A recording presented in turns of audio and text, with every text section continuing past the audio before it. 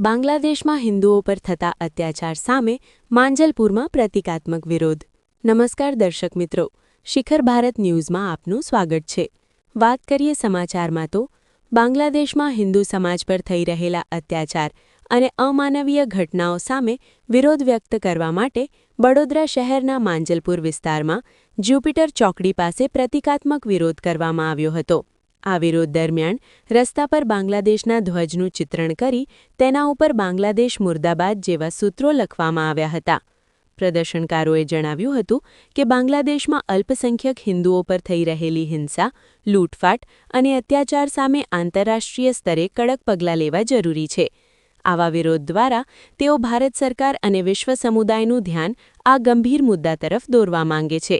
સ્થળ પર થોડીવાર માટે લોકોની ભીડ એકઠી થઈ હતી, જ્યારે સ્થિતિ નિયંત્રિત રહે તે માટે સ્થાનિક પોલીસ પણ સતર્ક જોવા મળી હતી.